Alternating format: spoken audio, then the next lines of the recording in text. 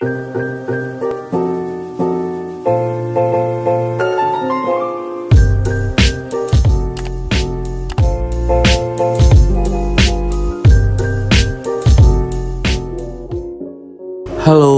kami dari kelompok 1 Konsep Dasar Telekomunikasi yang beranggotakan Muhammad Zuril Nisal Aula, Muhammad Faiz, Muhammad Laukil, Tafal Nugraha, Rafli Mulki, Rini Gustia Wulandari, Asjatifal Akino. Dan di sini kami akan membahas tentang konsep dasar telekomunikasi. Mari simak dan pahami ya.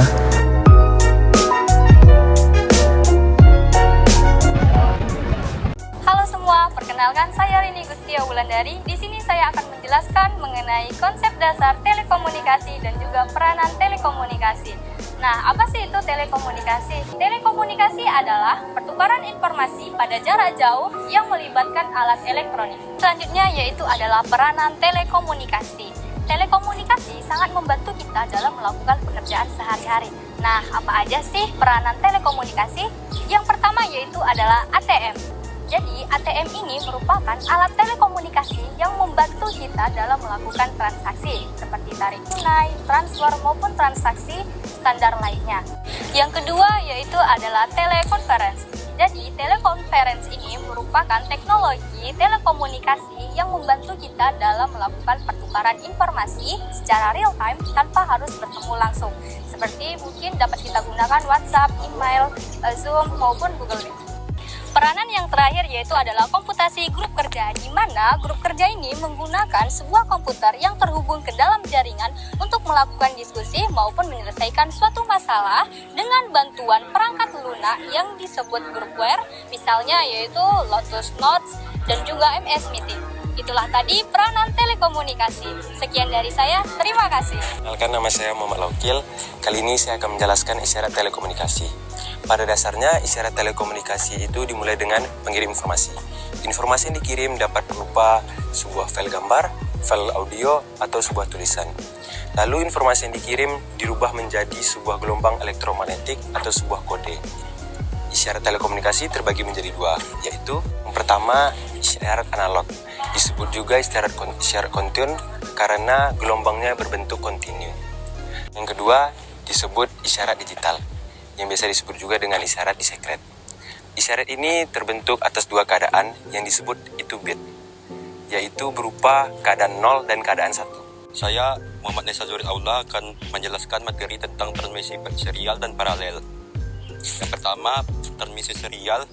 Pada transmisi serial, data yang dikirimkan itu berjumlah 1 bit. Lalu transmisi serial itu berjumlah 2 macam, yaitu transmisi serial sinkron dan transmisi serial asinkron. Pada transmisi serial asinkron, sebelum terjadinya komunikasi diadakannya sinkronisasi clock antara pengirim dan penerima. Data yang dikirimkan berjumlah 1 bit dan berisi bit-bit pembuka. Yang kedua, transmisi serial asinkron. Pada transmisi serial asinkron, sebelum terjadinya komunikasi tidak diadakan sinkronisasi clock seperti pada transmisi serial sinkron. Data yang dikirimkan itu berkarakter dan masing-masing memiliki bit start yang berjumlah 0 dan bit stop berjumlah 1. Transmisi selanjutnya itu adalah transmisi paralel. Pada transmisi paralel, data yang mengalir jauh lebih cepat daripada transmisi serial.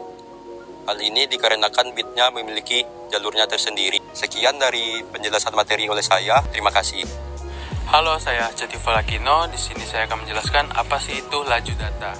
Nah, laju data itu adalah banyaknya data yang dapat dialihkan dan diproses dalam satuan elemen waktu. Nah, ngomong-ngomong satuan, di laju data itu ada berbagai macam satuan, yang paling terkecil hingga paling terbesar. Nah, yang pertama itu yang paling terkecil adalah BPS ataupun bit per second.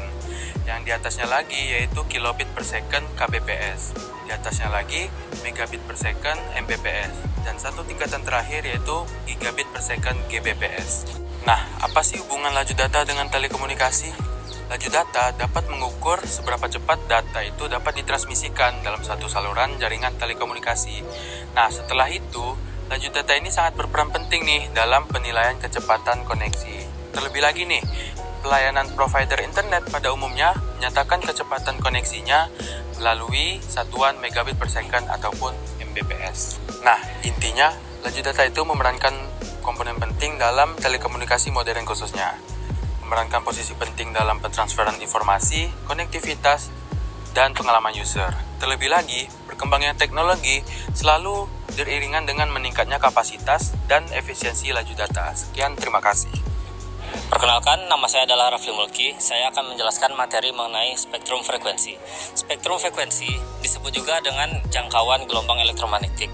Frekuensi yang dipancarkan memiliki sifat yang unik, di mana semakin tinggi sebuah frekuensi, maka semakin tinggi juga kualitas yang dipancarkan. Nah, dalam spektrum frekuensi ini terdapat istilah yang berkaitan, yaitu lebar jalur. Lebar jalur adalah suatu jumlah nilai maksimal konsumsi suatu transfer data antara klien dan server dalam hitungan satuan waktu.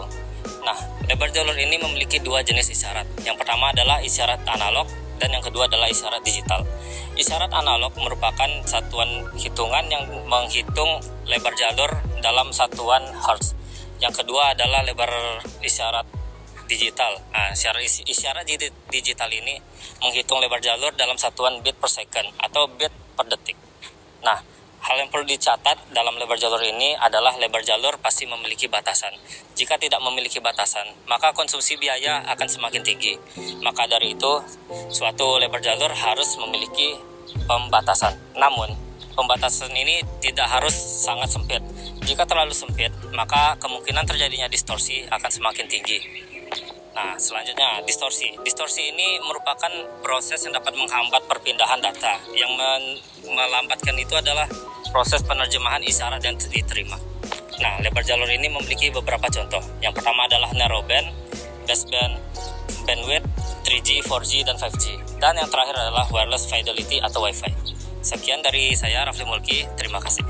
Halo, saya Muhammad Faiz. Apa sih konfigurasi jalur komunikasi itu?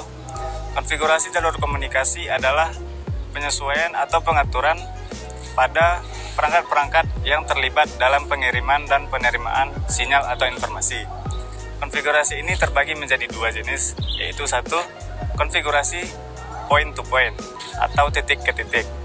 Konfigurasi ini hanya menghubungkan dua perangkat saja untuk melakukan komunikasi. Kelebihan dari konfigurasi ini adalah satu, memberikan jalur komunikasi yang eksklusif. Sedangkan kekurangan dari konfigurasi ini adalah ketika komunikasi membutuhkan jalur yang membutuhkan banyak titik, konfigurasi ini kurang dapat digunakan karena hanya dapat menghubungkan dua titik saja. Kita masuk pada jenis yang kedua, yaitu konfigurasi multi-point. Sedikit berbeda dari konfigurasi point to point, konfigurasi ini memungkinkan satu jalur dapat digunakan oleh banyak titik.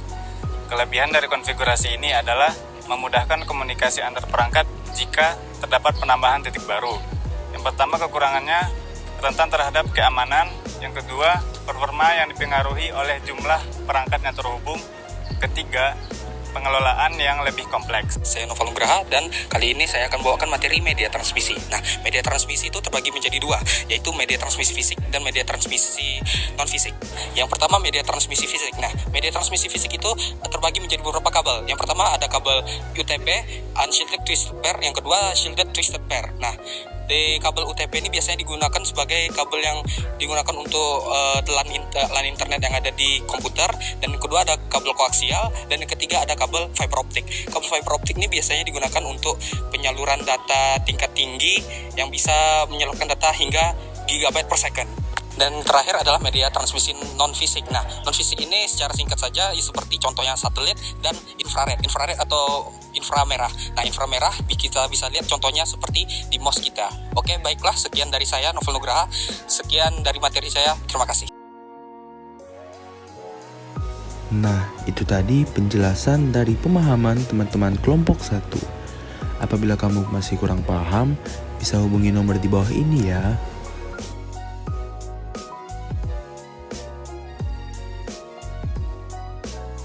Sekian dari kami, kelompok 1 Dasar Telekomunikasi. Pamit undur diri. Wassalamualaikum warahmatullahi wabarakatuh.